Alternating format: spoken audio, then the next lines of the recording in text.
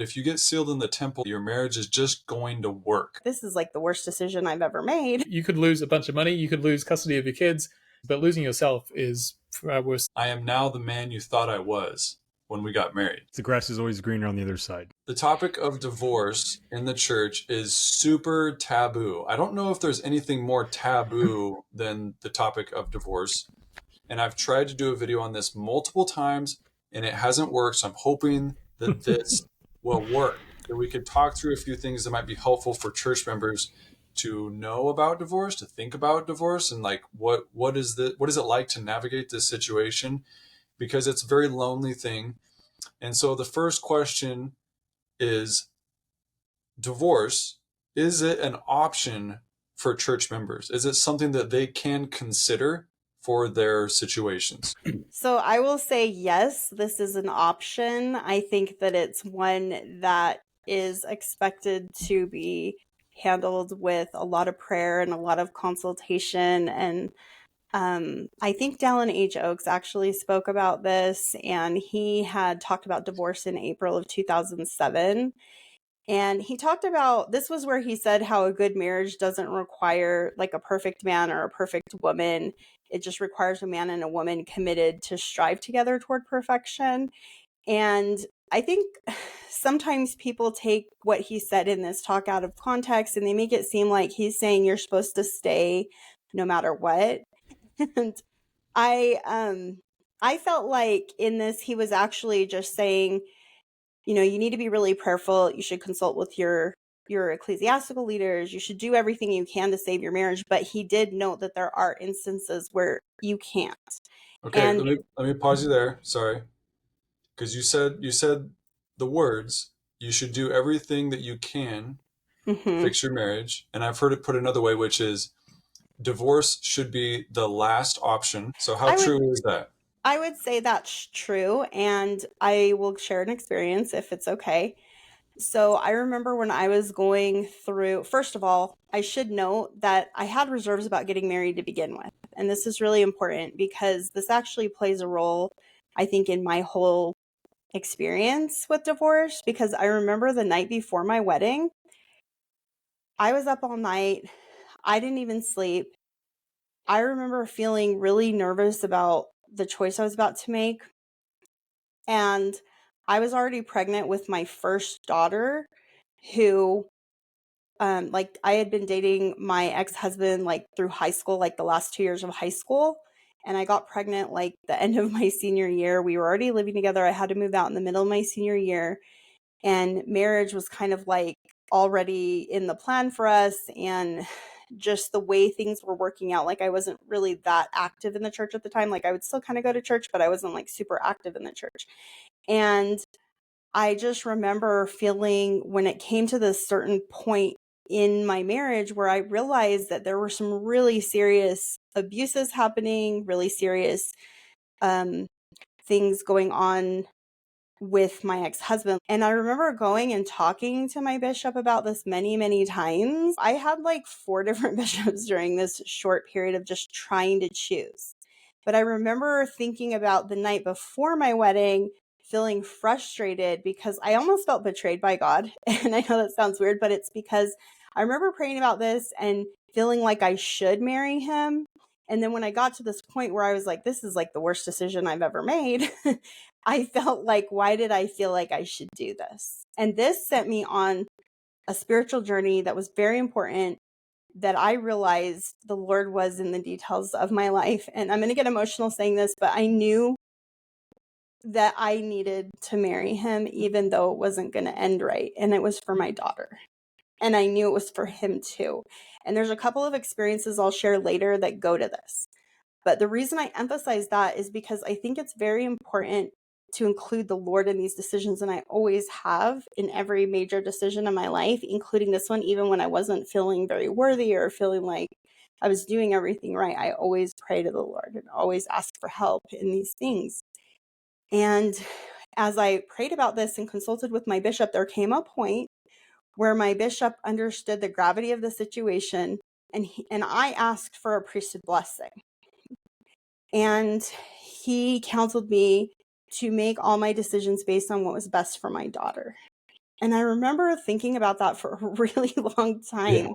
And I started to realize that there really wasn't saving this marriage. Like it wasn't possible. And I can testify to the fact that like to this very day, like I can see that this never would have worked out. It would have just been horrible if I would have stayed. You would have And just been prolonging an inevitable decision. exactly, but it could have done a lot of damage for me and for my daughter. And so I feel like there's signs along the way, I guess is what I'm saying. And I think that when you include the Lord in, and especially your ecclesiastical leaders and priesthood blessings and those things that help you receive revelation in these kinds of decisions, the Lord's not going to let you down. Like he'll help you.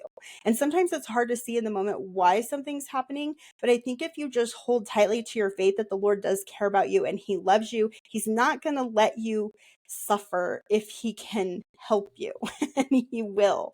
And I feel like this has been like a lifelong lesson, but there was a time where I questioned whether or not the Lord really was like on my side, because I felt like, why did you even have me marry this guy? But I look back and I can see why. And it has so much to do with like keeping the commandments, doing what's right according to his law, not man's law, so that I could have the Holy Ghost with me. And I see that in hindsight. So I don't know. I guess I just want to kind of share those key points from my experience, because I think that it's really easy to feel abandoned and alone when you're in the middle of divorce, especially when you do feel like I'm trying to be a good person, I'm trying to do the right things, I'm trying to save a marriage here, and like you feel Yeah. alone. Yeah, it's really easy to feel alone, and it's easy to feel like divorce is always a bad decision because it's always a hard decision. And it's never like, oh, obviously this is the best thing I'll ever do. Or at least, it's pretty rare that that's going to be the case. I do remember one of my favorite memories is I was talking to a guy. He had been divorced 3 times, maybe divorced and married 3 times, something like that. And I was sitting with a bunch of buddies and I said, yeah, there's nothing better than a good marriage, and I said it with confidence, having been through a lot with my marriage and stuff. And he said, ha ha ha ha, actually, there's nothing better than a great divorce. And I was thinking, oh, that's interesting. Later in my marriage, I got to experience that where it was like, oh, it seems evident now that the right thing for me to do is have a divorce, and I'm really going to enjoy that. Like, it's going to be a good thing for me. It's going to be hard, and it's going to suck, and it's going to be the worst thing for the kids and all this stuff, but it can be the right decision for me, which is one of the things that I think he was trying to hint at. But your story, Jessica, reminds me that there's lots of people that like to, especially in the church, like to look at other marriages and say, oh, well, obviously in that situation, the right decision is X. Obviously in that situation, everybody would choose to divorce or therapy or marriage, work it out, whatever. But the truth is that a lot of people are in that situation and they're not making the same decision, because the decision is very different when you're looking at somebody else's marriage versus when you're looking at your own marriage. So I'll repeat the question just in case you guys have any further insight on that. But is divorce intended to always be the last option? Is there something, is there all you can do first before you do divorce? What do you guys think? I think yes, with sort of maybe a caveat that I do think that you need to be able to not have a future what if moment. You can't be like, well, I just didn't do enough. I didn't try enough. It was my fault, like because I didn't give it what I should have given it before I filed for divorce or something. So that's certainly something that you want to avoid. Um, and the other, but then again, some people's threshold for that might be completely doing everything they can do, and others may not. They may not.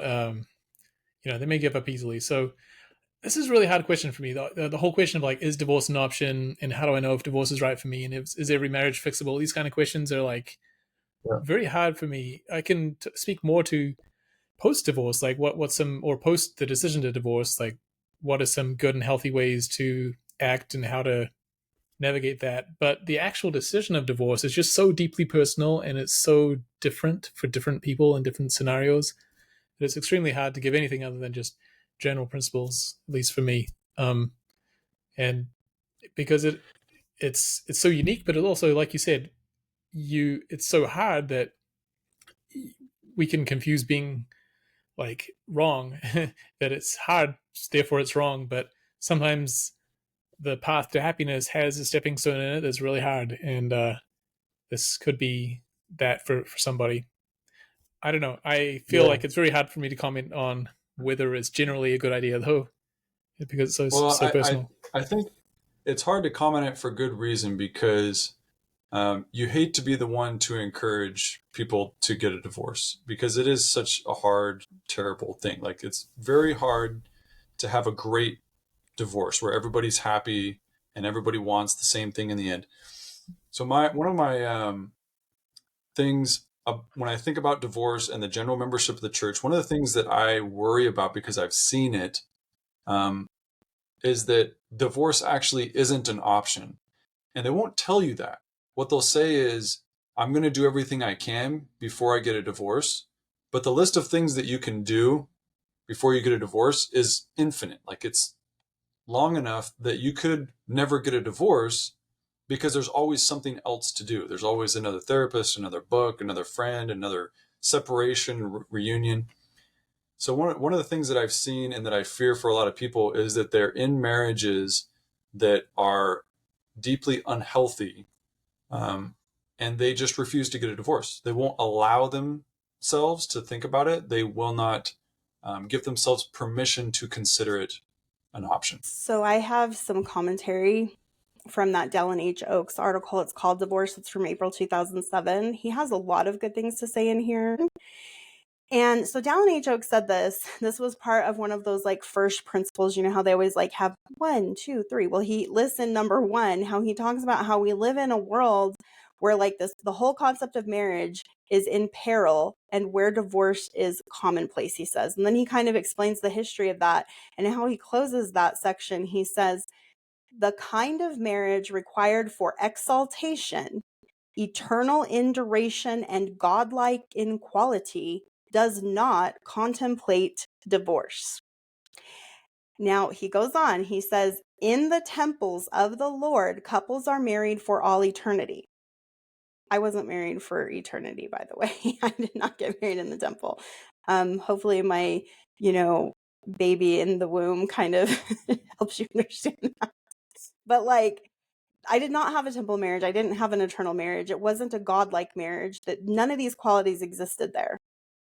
So he says, but some marriages do not progress toward that ideal. And then he says, because, quote, of the hardness of our hearts, unquote, the Lord does not currently enforce the consequences of the celestial standard. He permits divorced persons to marry again without the stain of immorality specified in the higher law. Unless a divorced member has committed serious transgressions, he or she can become eligible for a temple recommend under the same worthiness standards that apply to other members. So I thought this was pretty loaded because he's basically saying that there is a higher law, and you know what it is. It's like if you marry and you divorce and you put away your wife and you marry someone else, then you're committing adultery and she's committing adultery and it's all that, right? Because that's talking about an eternal marriage. So he's kind of like referring back to Matthew 19:8-9, where it says, and I say unto you, whosoever shall put away his wife, except it be for fornication, and shall marry another, committeth adultery, and whoso marrieth her which is put away doth commit adultery. That's what he's talking about as being the higher law. And I thought this was super deep and like really interesting because it tells you, one, that there is a higher law, and it tells you too that there's an exception to a rule. And I think this is so interesting because I find the deepest and most beautiful doctrine in these tension points. It's like Joseph Smith said, proving contraries, right? It's like where you have tension between the higher law and or the rule and the exception, and the higher law and the lesser law. This is where you find the core doctrine. And so if you're talking marriage and divorce, it's right here. So the question is, why is the Lord allowing this? Well, he gave you the answer. Because of the hardness of our hearts. And because there's clearly like this mortal construct that we're living in, right? We live on earth. We're living in mortality. We have a veil over us. This is a proving ground. This is a school. And you can see that there are exceptions in these conditions. And I think this is so amazing because to me, this is like how I know that the Lord loves me, because it's like he didn't hold me to this like eternal celestial standard when I couldn't live it and I wasn't living it and when I didn't understand it. And he allowed me to have a path, to like choose a path that led me into a really dark situation. And out of it comes all this light. And I'm going to give you an example of what that is. So my daughter from my first marriage, she recently started doing a lot of genealogy with me in the last few years. We've done tons of temple work for ancestors who've died. We have a lot of Catholic family and just people who died without ever even hearing the gospel. So we've been working on that. Well, her dad's family had, tons of people that were like Baptists and other faiths or no faith at all. So there's a lot of work to be done there. And I know this, but we don't know a lot about them. And there was this one day where she was like, maybe I'll just kind of see if I can find any of these people. We don't really have contact with this family anymore. And I was like, yeah, your grandma who I used to know, she might be dead now. Maybe we can find her, because I don't know a lot about their ancestors, but I do know their names. And I told her I remembered a nickname of her, what would be like her great grandfather. And that was all I knew about him, was a nickname. Well, she searched for that and by some miracle was actually able to find a record for him. And the way that I knew that it was right is because it had an address that I knew, that I had been to, that I was like, this is their family. And this was like amazing because she went to the temple. She was able to do temple work for these people. And it was like in the moment that this happened, we were both like overcome with the Spirit. It was like you could just feel it. It was so palpable in the room. Like our eyes were like hot and we were just like, wow, this is amazing. And so the reason I say that is because this is the cool thing about this mortality, this second estate that we're in, is that we can do this, you guys. Like we can make mistakes. We can make pretty big ones. And the Lord, he can still turn it around and find a way to bring salvation and healing to us all. And I found that connection that I had made with my ex-husband and having this daughter who's actually sealed to my husband now. We had gotten sealed together with her in the Payson Temple. Oh, cool. Right after her mission. So she's his daughter. But it's like just neat that we were able to be like, I guess like a connection that could provide some salvation and like some salvific ordinances for this other family. And this is all just because of mistakes that I made. So, and my parents too. It's like all of those false traditions, those bad experiences, it can all be turned around in Jesus Christ. Yeah, I love that. I love the idea that there's the highest law and that we are not always held to account for the highest law right now in the circumstance that we're in. And that if we live to a law, we will be building upon that precept by precept, repentance by repentance, until we are able to live the higher law. I also think that that's probably why some people get that confused, right? Like you should never consider divorce because successful marriage is the ultimate. Always shoot for the ultimate, even if you're in like a terrible situation. And so people kind of get stuck. People don't give themselves permission to think about divorce. I know that was the case for me. It was like, I'm never going to consider divorce. And then one day I woke up and I was like, I'm filing for divorce today. Like, this is absolutely the right decision for me. Following that, if you're in the divorce situation, so now you've made the decision, what might be some things that you would want people who are in the middle of this or have just made the decision to know about what they're up against for the next several months or couple of years? They have this spouse, soon to be ex-spouse. They have kids. Maybe they've got stepkids down the road. They've got a ward they're trying to deal with, a ward that's trying to deal with them. What do you need them to know? First is people are not going to know how to interact with you, and that's okay. You give them grace. Even people that you think might sort of do the right thing, in air quotes, to to do what you expect them to do or whatever you expect them to do. Like the bishop, for example, they may fail miserably, and that's just natural because for many members of the church, this is not something that they would have touched before or been close to before. Really, they may have had an aunt or an uncle that got divorced, but it never really. I don't know. That was my experience, at least. Even the bishop didn't really know how to help and didn't really do anything. And so that's Where would you recommend that they do go? yeah, good question. I would say tell people what you need. Maybe you don't know what you need. Well, then you need to just do some soul searching because you can't expect it to just show up on your door like an Amazon package and be the perfect thing, right? You've got to kind of do some soul searching, figure out what you need. One thing that I needed was somebody who totally had my back, even, that I knew did not question my decision to file for divorce in the slightest. So yeah, you need other people too that will question that, and people that are friends to both you and your soon-to-be ex-wife, and they're sort of in this neutral ground. But you probably need somebody there who's totally got your back, and for me, that was my dad. So that's just for the sheer strength that you get through that. I would also say ask people for what you think you need once you've identified that. If you want a little bit more help from the bishop and just to meet him every week or every other week, go ahead and ask for that. If you want less, you can ask for that.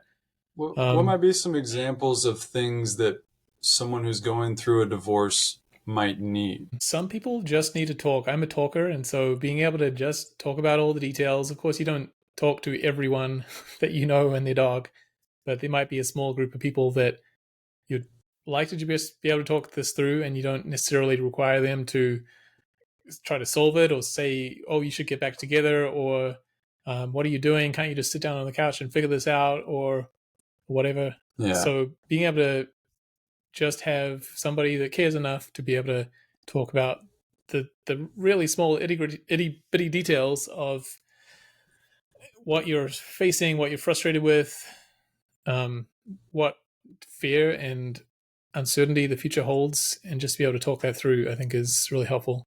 Sorry, go ahead, Jessica. You were going to say something? Well, I was going to say the exact same thing. You have to be able to talk about it, and you have to be able to talk about it in a way that you're not getting judged and somebody's not telling you what to do, but just to feel like you have support. Yeah, I think that's super true. And if you're ministering to that person, is that a fair start to just say, hey, if you want to talk, I'm here to just listen. I don't need to like judge or spread rumors or anything. I can literally just listen. Does that sounds like something a ministering brother or sister should be able to do? Yeah, I think absolutely. that would be helpful. Yeah.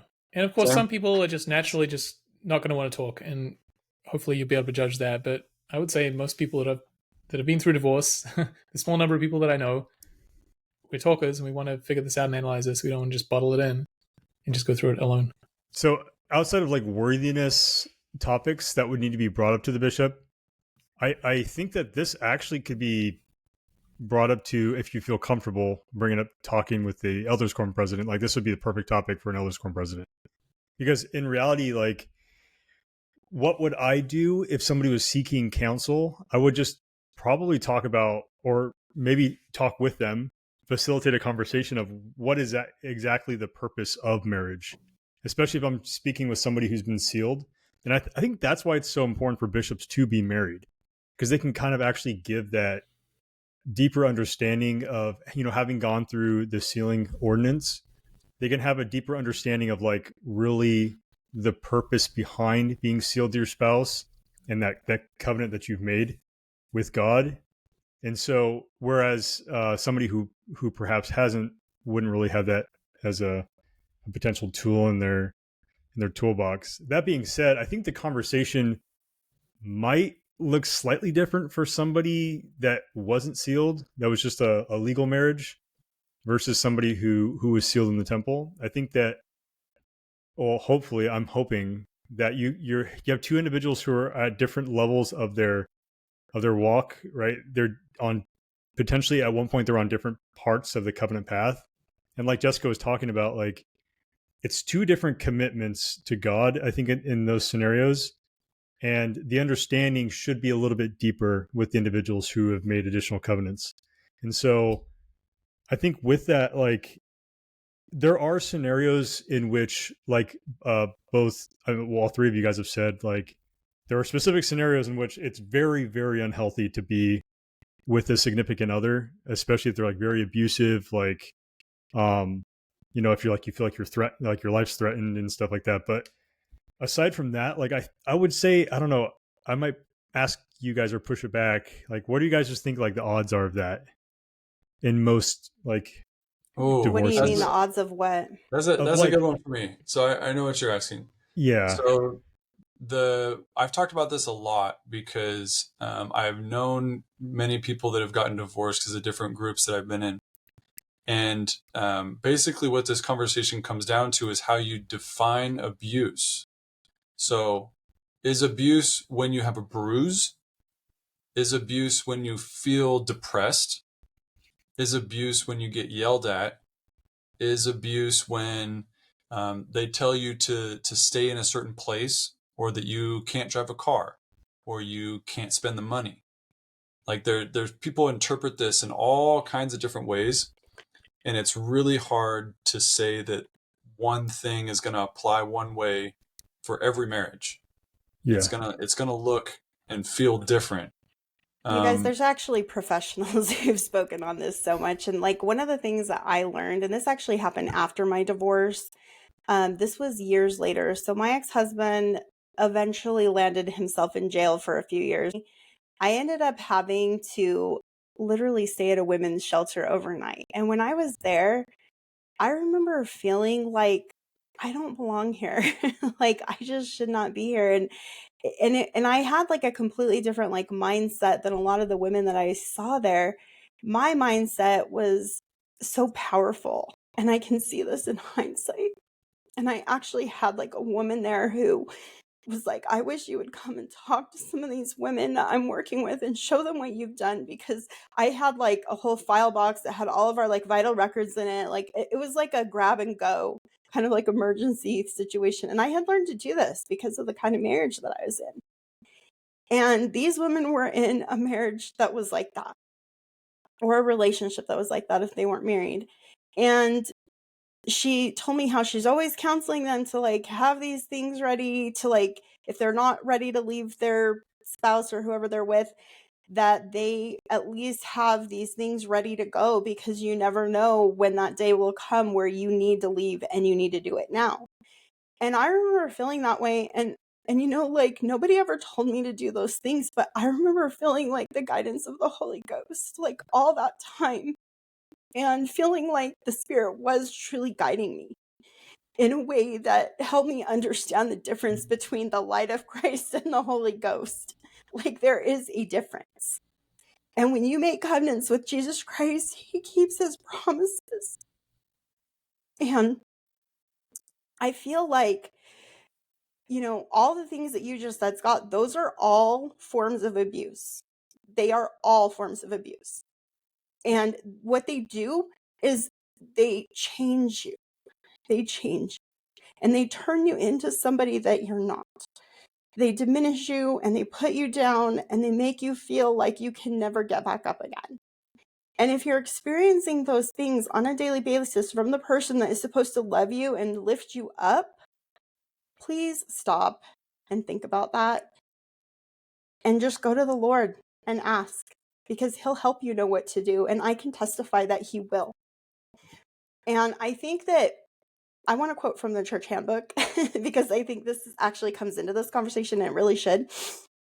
In the church handbook, it talks about this, and it's in section 31. If you go down to 31.3.6, it says professional counseling and therapy. Right before that, in 31.3.5, it talks about meeting with members about marriage and divorce. And these two things tend to go hand in hand. So like oftentimes you'll talk to an ecclesiastical leader. It could be your elders quorum president, it could be your relief society president, it could be a ministering person, it could be your bishop. But if you as a ministering person or an elders quorum president or relief society president or bishop are thinking, okay, what do I do here? It's in the handbook. And the handbook gives really good advice. It says church leaders should not counsel a person whom to marry, nor should they counsel a person whether or not to divorce his or her spouse. While divorce is an appropriate option in some situations, such decisions must remain with the individual. And I think this is super important. This is probably some of the best advice that I've seen. And I think this probably is good advice just to be a friend to somebody who's going through a situation where they're contemplating divorce. Like, definitely leave it up to them. Share your own experiences, but definitely leave it up to them. Don't tell them what to do or pressure them.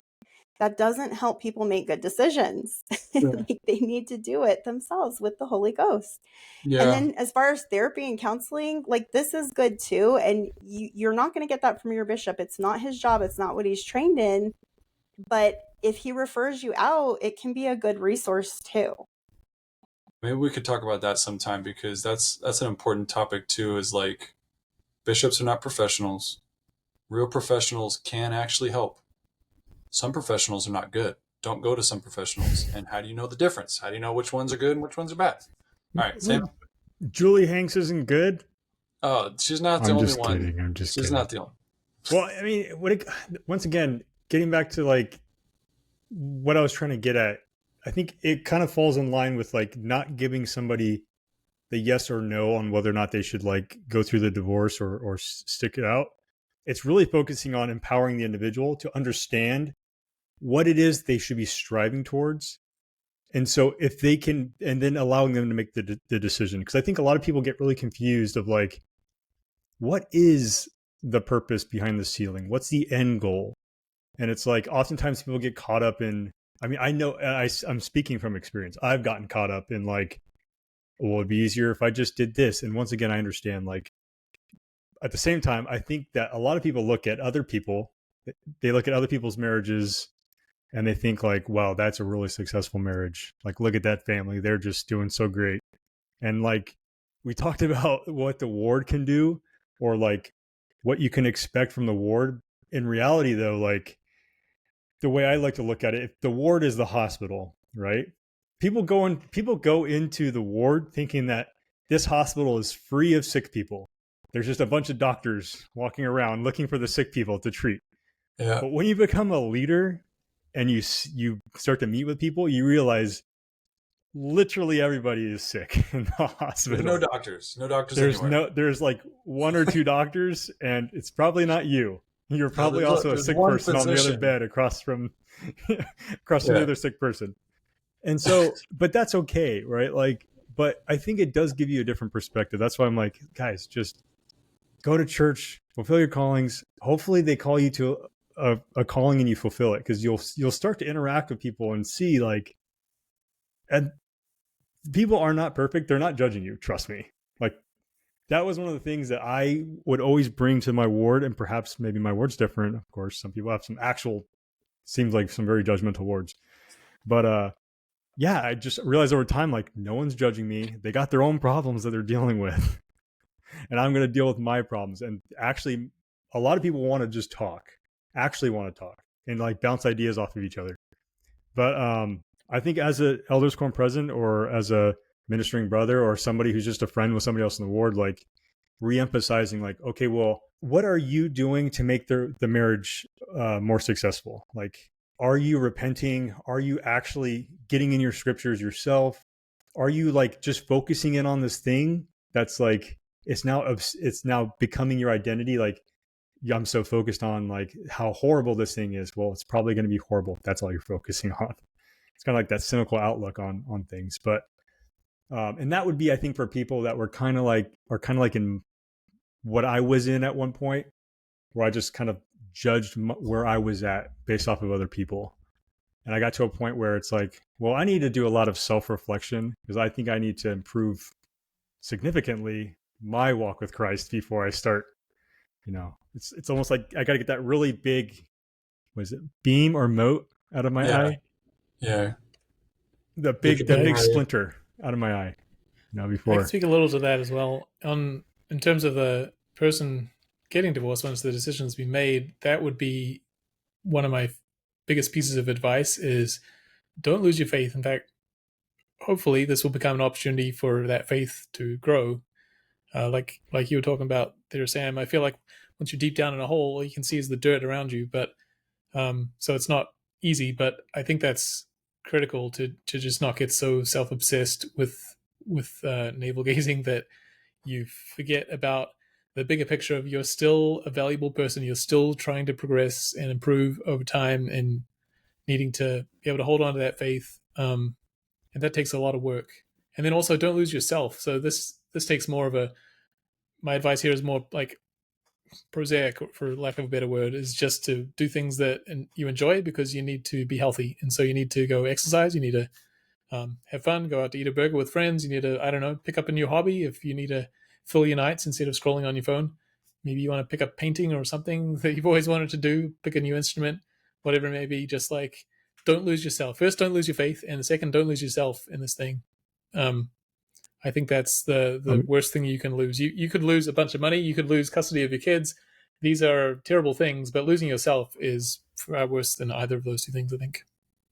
And I will say, perhaps that's an option before you even go through the divorce. Like perhaps find a hobby, perhaps go exercise. Perhaps, because oftentimes, like I've seen people who have gone to, like, I'm in the military, so I've seen a lot of divorces that have not gone well.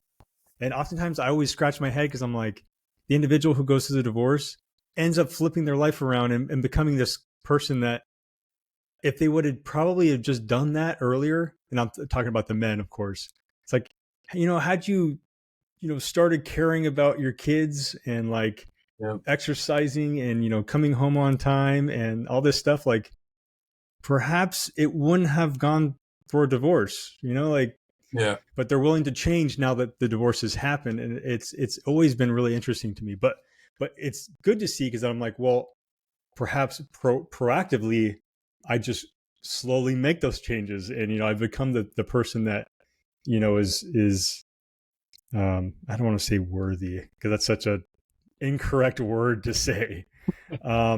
The person that I want to be in the marriage, that I know I can be for my spouse, if that makes sense. Yeah, I agree. I've seen that a lot too, where the husbands will literally tell their ex-wives, I am now the man you thought I was when we got married. And I'm like, I can see how that's true, but you understand how she doesn't care anymore. Like, good for you. It's too late. I also think it's interesting. I think in our faith tradition, we have a problem with believing unnecessarily that if you get sealed in the temple, that your marriage is just going to work, which then sets you up to believe that divorce is not an option, because we were sealed in the temple. Divorce isn't an option. We were sealed in the temple. It's just going to work. We're going to figure this out. I know that's what I believed. And it's super not helpful. And so one of the things that I recommend to people is to kind of imagine the divorce scenario, to practice giving yourself permission to think about it as a possibility, because you might be in that situation, but also to reevaluate your marriage as if you're about to get divorced, because that's what kicks you off in the direction, or should kick you off in the direction of like, what changes do I need to make? How am I going to help myself here? Because if your wife or husband came to you tomorrow and said, I'm sick of it, I already filed for divorce, here's the papers, I'm out, then you're going to be like, I'll do whatever, right? But most people don't get to that point until it's too late. So why not get to that point now? Can I share one note about that? Because so first of all, I'm just going to say, once you've been divorced once, I think it might be easier to think about doing it again, because I experienced this situation 100%. with my second marriage. So I did get married in the temple of my second marriage, and my husband and I went through a rough patch. It was right after we had our first baby together. It's hard for me to like summarize this really quickly, but basically some issues that we kind of had like during the time we were dating, they started to just be bigger during this time. And then there was like a whole catalyst that sort of like launched it into like the next level of turmoil that had to do with me losing a job. I was actually like the breadwinner at that point in our marriage, and I was really frustrated about that and several other things. And I did contemplate divorce again because I'd done it once, so I was less afraid of it. But I will say that having a temple marriage did give me pause in a different way. And then also I didn't feel like I was in like a domestic violence situation. It was a different thing. It was more of that mundane kind of stuff that people go through. And I was just kind of like, okay, how do I know what the right thing to do is? Now, this is again where personal revelation has to guide you. Like nobody can tell you what to do. But in that situation, the bishop that I had at the time, that's exactly what he told me. He was like, you have to be guided by personal revelation because I cannot tell you what to do. Nobody can tell you what to do. Only the Lord knows. Yeah. And then he had me do a few things personally, privately, to help open the line of communication with the Lord. And I was like having a hard time with that because I was really angry at the time. It's hard for I think the Spirit to work in you when you're feeling so angry. It's like those two things don't coexist. And that was something that I had to work on, and I did. And it was because I felt like, okay, well, I have this potential eternal marriage, right? Like I never viewed it as this is like we're sealed by the Holy Spirit of promise. I was like, this is all a covenant marriage that has the potential to last forever. And so I never had that misnomer, but I did kind of just treat it higher and holier, I think because of that. And that was helpful because one thing that helped me and my husband in that situation was I decided to do the Come Follow Me back when that started. I think it was like 2018 or 2019 when that started. And that really saved my marriage. And it did open up the communication for me because I was doing with my family. And this led to several very deep, powerful spiritual experiences that were so revelatory that it's like I know it's real. And that did save my marriage. And so I think that I've been in like a couple situations, like I've been in that domestic violence type of situation, but then I've also been in that situation where I've contemplated divorce in what's otherwise a good situation. I think if maybe I had a more worldly marriage, I might not have even thought about it if I didn't have the spiritual and eternal goals that I have. Like I might not have contemplated it with my second marriage, except that I do have higher goals. And so it did factor in. So I don't know if that helps anybody, but I think personal revelation is super key there.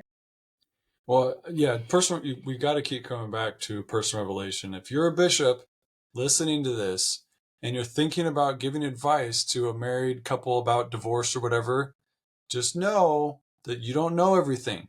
They're going to tell you stuff, and there's stuff they're not telling you. And if you give them any advice on what to do, it's based on the stuff you don't know. Don't give advice. Leave that to professionals and friends that want to get into other people's business. But Sam, I think you said at one point, when I was talking to you before, about how there's like this temptation to think of divorce as like a reset button. Like in the movie, you hit the reset button and all of a sudden a white cloud appears. And when everything clears out, you're just in a new marriage with a new wife and new kids, and everything's just like that peaceful. And that's not how it works out.